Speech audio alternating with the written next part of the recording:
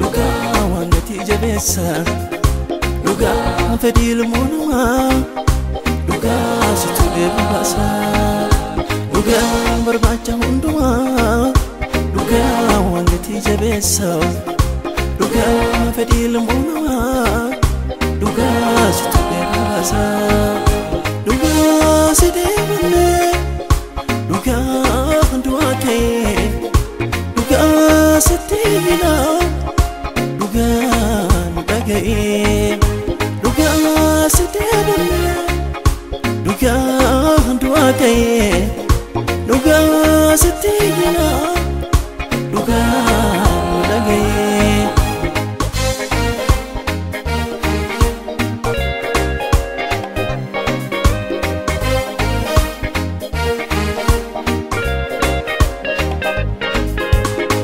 Niate debisa gaffi garan ko tarreessu ahee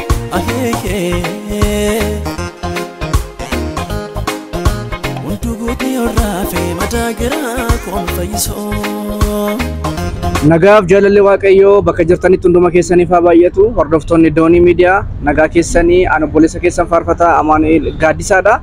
Har'a abbaa keenya kan ta'an as na cinatti argitanii obbo Abdiisaa Nagaroo kan jedhaman yeroo ammaa kana magaalaa Amboo keessatti seenaa guddaa kan qabanii fi akkasumas magaalaa Amboo keessatti waggooti dheeraaf akkasumas gara waggooti 36 kan ta'anii fi Itoophiyaa reediyoo irratti akkasumas faanaa irratti isaan maal akka hojjetanii seenaan isaanii immoo maal akka ta'e nutti himu turtii keessan nu waliin.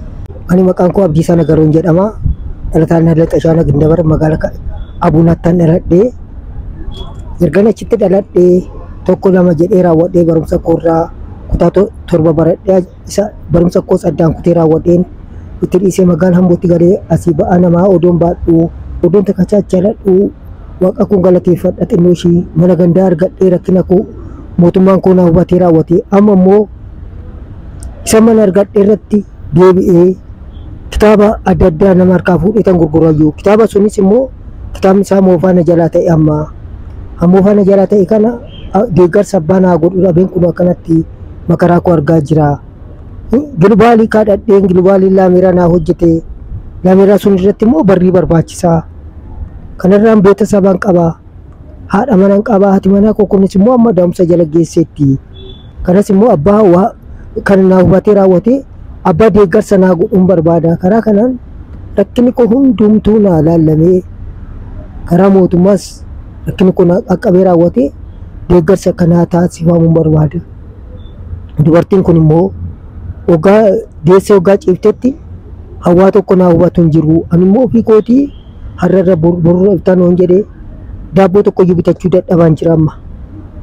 Hawaa tokko na qarqaaru hin jiru. Haadha tokko asiin qabu abbaa tokko asiin qabu. Abbaa koo biran taa'u hin jedhe haadha biddeenaati. Haadha koo biran taa'u hin jedhe haati koo boqotteetti. Kanaaf rakkina koo hundayyuu naa laaltanii raawwatanii akka deeggarsa naa gootan barbaada. Kanuma yaanni koo waggaa 36 erga kan dabarsaa bahe amma kana akka multee jedhee deeggarsa tokkitti naa godhen jiru. Gilbaalii bichaatu laameeraa naa hojjete iddoo mannaaraatti jecha mannaaraa karaa makiinan seenu.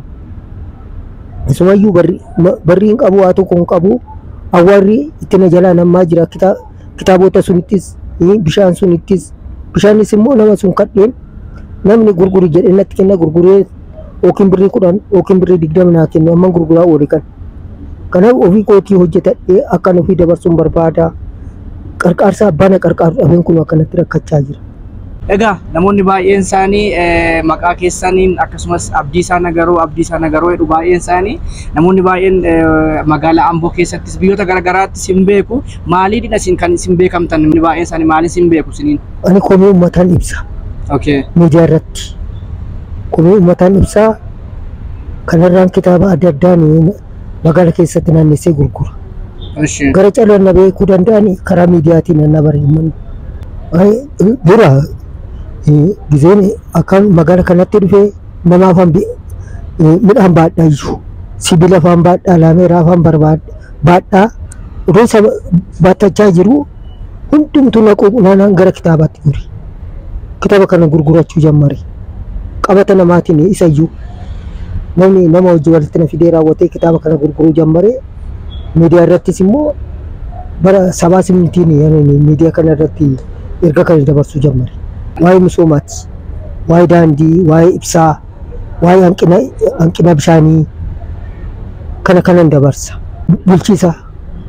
Egaa amma egaa baay'een isaanii namoonni baay'een isaanii yeroo isin reediyoo garaagaraa akkasumas miidiyaa garaagaraa irratti dabarsitan namoonni baay'een isaanii jiraattonni magaalaa Amboollee baay'een isaanii sin beeku.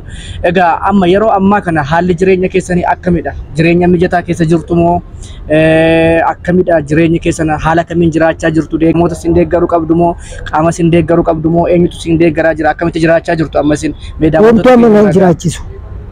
Gulubaali bichaatu laameeraa naa hojjete.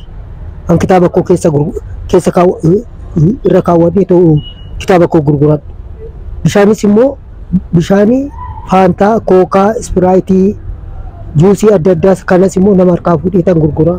Nama gurgureetan qarshii isaa galgala abbaa sun deebisa.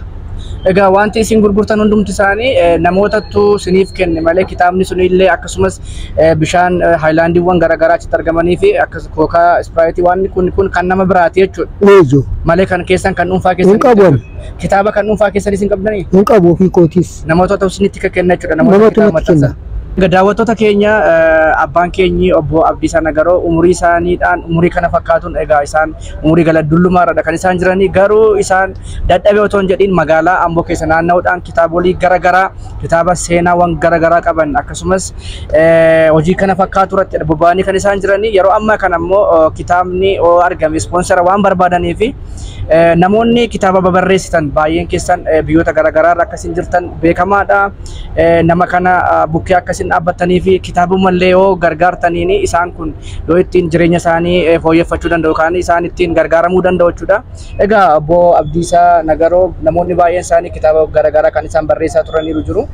Kitaaba hedduu namoonni babarreessanii namoonni iddoowwan garaagaraa kitaaba seenaa qabeessa barreessan kitaabni manaa isaan qaban jiru.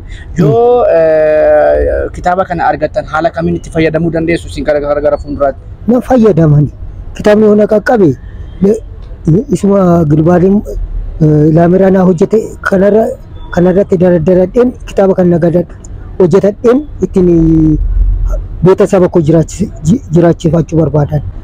Egaa daawwattoota keenya walumaa galatti abbaan keenyi obbo Abdiisaa Nagaroon baay'ee rakkinarra waan jiranii fi deeggarsa isinirraa barbaadu jechuudha. Namoonni hundumti keessanii abbaa keenya kanaaf kitaabuma tokko lama yoo binnellee waan guddaa isaaniif ta'a waan ta'eef yeroo ammaa kana naannoo buufata konkolaataa magaalaa Amboo cinattidha kan isaan argamanii.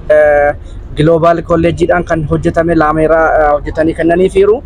Naannoo sana deemtanii kitaabota barbaadan illee isaanirraa akka isin bitattanii fi waan qabdaniin immoo abbaa keenya kana akka isin gargaartan kabajaan isin gaafannaa. Ani sadumaayi kitaaba afaan Oromoo caalu hin jiru. Lubbuun koo darbee naa wayyaa kitaaba afaan Oromoo biraa dhabuudha. Kanaaf warri biyya alaa jirtanis warri biyya keessa jirtanis hamma humna keessanii kitaaba lama oduu deeggartanii ani ittiin kitaaba kana gurgureen ummata Oromoo koo akka isaan dubbisaniitoo irraa barumsa argatan isaan dubbisanii immoo dhala isaaniitiin akka darbu ani yaada kana dabarsuu barbaadu. Kitaaba afaan Oromoo caalu hin jiru. Haati qubna gara miti dhugaa waaqaatiin yoo ta'e kitaaba afaan Oromooti ummata Oromoo guddisuu danda'u. Haatarraa fi haadha jennee dubbanna malee kitaaba afaan Oromoo caalu hin jiru. Ogama hundi keenya ogaa qabnu hundumtuu nu jaalata. Ogaa dhabne garuu hanga garee nu gaafatu jiru. Kitaabni afaan Oromoo garuu amma lubbuun keenya darbe nu biraan hin maxxanamu kitaabni kun. Ofii keenyas dubbisnee uummata ijoollee keenyaattiifis immoo ijoollee keenya achi dabarsine ijoolleen keenyas immoo kitaaba sun dubbisanii ittiin biyya alaa bahuu danda'u ijoolleen keenya kun. Mana jennee kitaabni kana ta'e sun ta'e hoo jenne bu'aan hin kennu. Kitaaba afaan Oromoo caalu hin jiru. Kanaaf uummanni Oromoo hin taatan warri biyya alaa warri biyya keessa kitaabota adda addaa naa keessaatii isa hojjedheen uummata kootiifis immoo ani immoo uummata kootii dabarseen uummata kootii kennu. Kana yaadni koo immoo laalaa barriin qabu gubbaansaa isa jalaatu qaba malee isa jala qonnafadheen qodaa sakaan suuqii namaatti geeffadheen achi kaawwadheetani ani qe'ee kootti galu. Ganama immoo gan achii fuudhee as naqeen achi amma taate gurguradheen deebisee immoo achi naqadhe. Kanaaf warri biyya alaa jirtan warri biyya keessa jirtan deeggarsa naa godhaatii kitaabotas naa dhiyeessaati. Laameeraan kunis immoo kanaaf hojjetame suuqii koos guddifadhee akka maatii koo jiraachifadhu hin barbaadu. Kanuma dhaamni koo. Waaqayyo bara keessan jireenya keessan haa eebbisu eebbifama. Yoo dhaga'ameef naniyya sagalee kootti guddise aheeyee aheeyee ana nyaata dhaboo miti akka dhabanna hookisee malleen harkaa dhibee wanan jedhu dhabee haqatu laamsha'ee ayee dhugaa karaa dabee firdiituu gatatee qulqulluu tokkolee qajeelaan rakkatee ayee dabaaf uumaan tolee malleen harkaa dhibee ayee waanan jedhu dhabee haqatu laamsha'ee dhugaa karaa dabee firdiituu gatatee qulqulluu tokkolee rakate ayee dabaaf uumaan tolee enisin faradii malee enisin faradii malee enisin faradii malee enisin faradii malee enisin faradii malee enisin faradii malee enisin faradii malee enisin faradii malee Duga barbacha hundumaa Duga waan gatii jabeessa Duga fedhiin uumamaa Duga situ beekbaasa Duga barbacha hundumaa Duga waan gatii jabeessa Duga fedhiin uumamaa Duga situ beekbaasa Duga si deebunnee Duga du'a ka'ee